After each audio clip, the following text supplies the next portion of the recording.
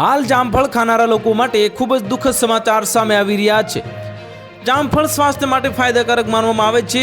અભ્યાસમાં દાવો કરવામાં આવ્યો છે કે જામફળના પાન ખાવાથી હૃદય, પાચન અને રોગ પ્રતિકારક શક્તિ મજબૂત થાય છે, પરંતુ તેમાં કેટલીક વસ્તુઓ એવી છે જે સ્વાસ્થ્ય માટે હાનિકારક છે।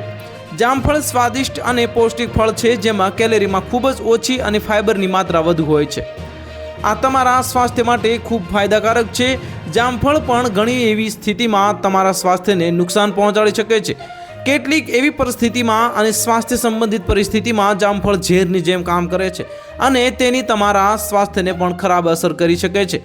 આવો જાણીએ કે જામફળ ક્યારે સ્વાસ્થ્યને નુકસાન પહોંચાડી શકે છે।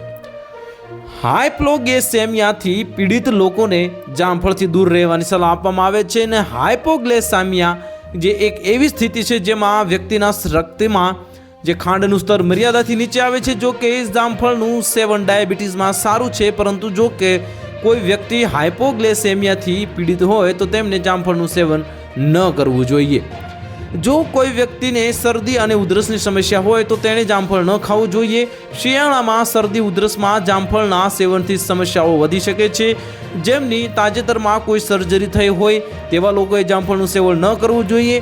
જામફળના સેવનથી શરીરના ઘા ઝડપથી રૂઝાવવામાં મુશ્કેલી પડે છે અને આવી સ્થિતિમાં સર્જિકલ ઘા ઝડપથી રૂઝાતા નથી। તો હાલ માટે આટલું જ। મળીશું નવી અપડેટ સાથે। જો તમને અમારા વિડીયો પસંદ આવતા હોય તો વિડીયોને લાઇક કરી દેજો, ચેનલને સબસ્ક્રાઇબ કરી બાજુમાં આવેલા બેલ આઇકનને દબાવી દો, જેથી તમને આવા સમાચારની અપડેટ મળતી રહે।